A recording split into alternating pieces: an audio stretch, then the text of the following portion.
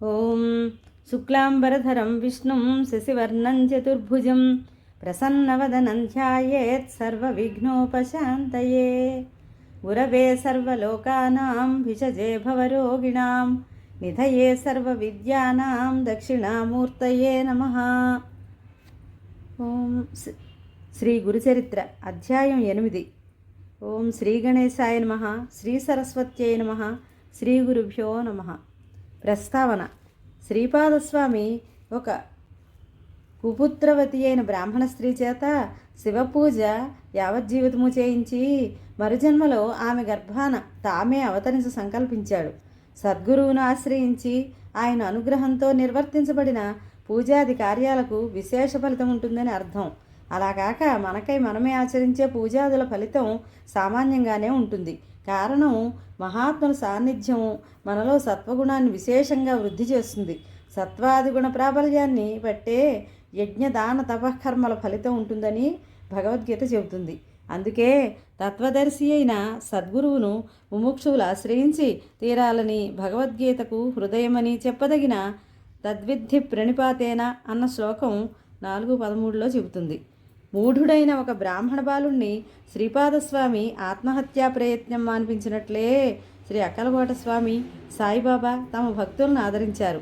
తర్వాత శ్రీపాదస్వామి హస్తమస్తక సంయోగం చేత త్రుటిలో ఆ మూఢబాలుణ్ణి వేదాంగ పారంగతుని చేసిన లీల కూడా అతిశయోక్తి కాదు. దత్తాత్రేయ స్వరూపులైన శ్రీ స్వామి సమర్థుల జీవిత చరిత్రలో అట్టి లీల ఉండడం గమనార్హం. శ్రీపాదస్వామి చేసిన ఇట్టి అద్భుత లీలలను 8, 9, 10 అధ్యాయాల్లో చూడవచ్చు. కథారంభం. నామధారకుడు స్వామి శ్రీపాద శ్రీవల్లభులు గోకర్ణ క్షేత్రంలో ఎంతకాలం ఉన్నారు? అసలు భగవదావతారమైన ఆయనకు పుణ్యక్షేత్ర సందర్శనం చేయవలసిన పని ఏమిటి?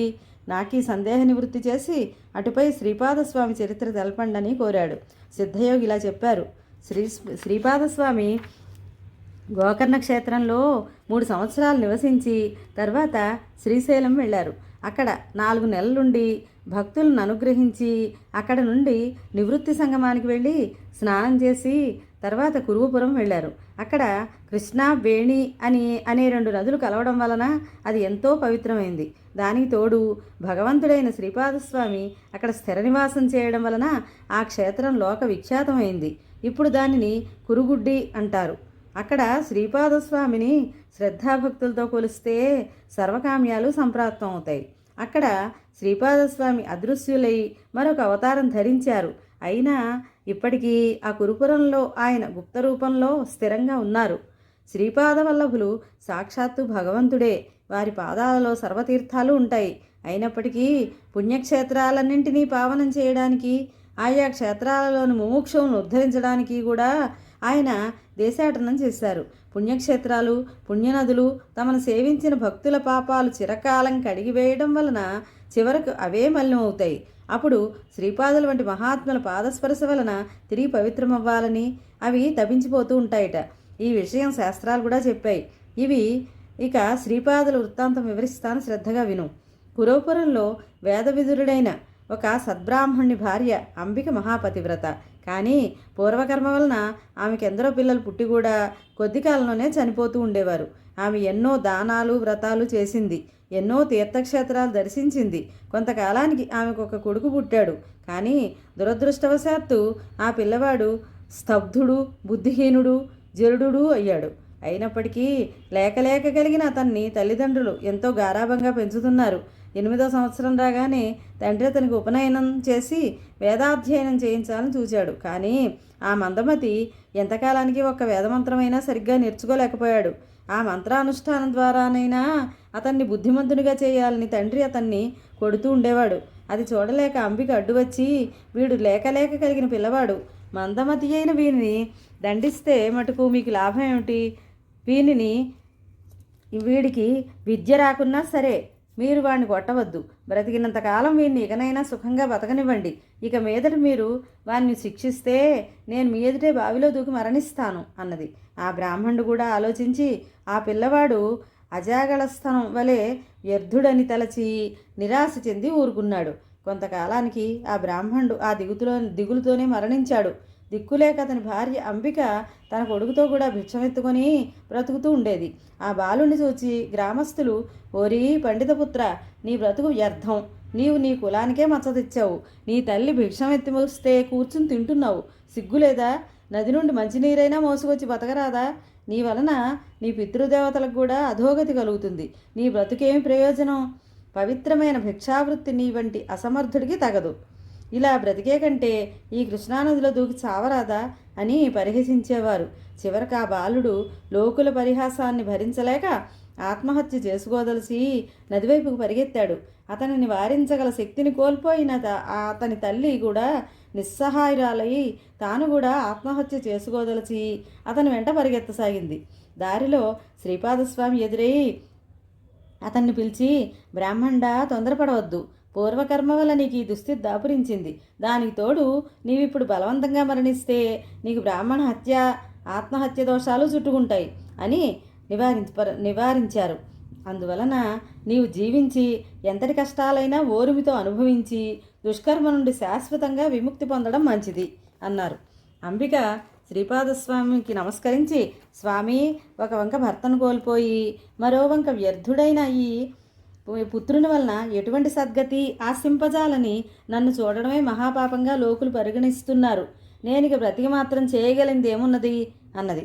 ఆమె మాటలు విని కరుణాద్ర హృదయుడైన శ్రీపాదస్వామి, అమ్మా, ఆత్మహత్య వలన రాబోయే జన్మలలో మరొక పాపం కూడా అనుభవించవలసి వస్తుందే కానీ వేరే ప్రయోజనం ఏమున్నది, కనుక నీవు మిగిలిన జీవితమంతా శివపూజలోనే గడుపు, అలా చేస్తే వచ్చే జన్మలో నా వంటి కుమారుని పొందగలవు అన్నారు.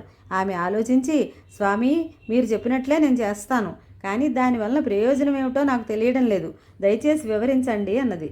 శ్రీపాదస్వామి, అమ్మా, ఉజ్జయిని పట్టణాన్ని చంద్రసేనుడనే రాజు పరిపాలించేవాడు. అతని మిత్రుడు మణిభద్రుడనేవాడు శివుని వరప్రభావం వలన చింతామణిని పొందాడు. ఆ మణి యొక్క విలువ లెక్కకు మీరినదని తెలుసుకొని దాన్ని ఎలాగైనా చేజిక్కించుకోవాలని కొందరు రాజులు చతురంగ బలాలతో యుద్ధానికి తరలివచ్చారు. ఆ సమయంలో మణిభద్రుడు, చంద్రసేన మహారాజు ఇద్దరూ ఏకాగ్ర మనస్కులై ప్రదోషకాలంలో శివపూజ చేయసాగారు. ఒక త్రయోదశి శనివారం నాడు ప్రదోష సమయంలో వారు పూజ చేస్తుంటే చూచి ఆ పట్టణంలోని గోపబాలకులు కూడా తమ ఇండ్ల ముంగిళ్లలో ఆకులతోనూ పువ్వులతోనూ పూజ చేయసాగారు. వారి తల్లులు ఆ పిల్లలను భోజనం కోసం ఇళ్లలోకి లాక్కుపోయారు. వారిలో ఒకరి వద్ద నుండి వాని తల్లి పూజా సామగ్రి లాగివేసి వాడిని బలవంతంగా లేవదీసింది. అప్పుడు ఆ బాలుడు తన శివపూజకు విఘ్నం కలిగించినందుకు చాలా దుఃఖపడి ఆ దోష పరిహారానికి మరణించడానికి సంసిద్ధుడయ్యాడు. అప్పుడు విశ్వసాక్షి అయిన పరమేశ్వరుడు అతనికి ప్రత్యక్షమై వరం కోరుకోమన్నాడు. ఆ బాలుడు ఆ దివ్యమూర్తికి ప్రణామం చేసి తన తప్పును మన్నించమని ప్రార్థించాడు. శివుడు, వత్సా, భక్తి చేత నీవు నా సాయుధ్యం పొందగలవు, నీ తల్లి తెలియక అపరాధం చేసింది, అయినా నీ అర్చనా విధానం చూసింది కనుక మరి జన్మలో విష్ణు జనని అవుతుంది అని వరమిచ్చి అంతర్ధానమయ్యాడు. అక్కడున్న లింగము దివ్య తేజస్సుతో వెలిగిపోతున్నది. యుద్ధానికి వచ్చిన రాజులంతా ఇది చూసి సూర్యుడు రాత్రిపూట కూడా ప్రకాశిస్తున్నాడని తలిచారు.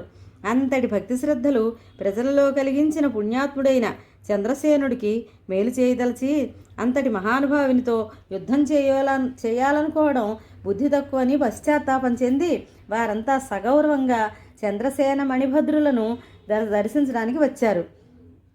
అప్పుడే పూజను ముగించిన రాజు ఆ ప్రకాశానికి కారణం తెలుసుకొని తనను చూడవచ్చిన ఆ రాజులతో కలిసి ఆ ప్రదేశానికి వెళ్ళి ఆ దివ్య లింగాన్ని చూచి ఆనందించాడు.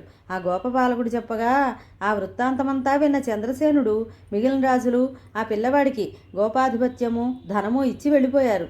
తరువాత ఆ గోపాలుని తల్లి యశోదగా జన్మించి విష్ణువుకు జనని అయింది. కనుక అమ్మా, శివపూజా మహిమ వలన మరుజన్మలో కూడా నీవు అలాగే అవుతావు అన్నారు.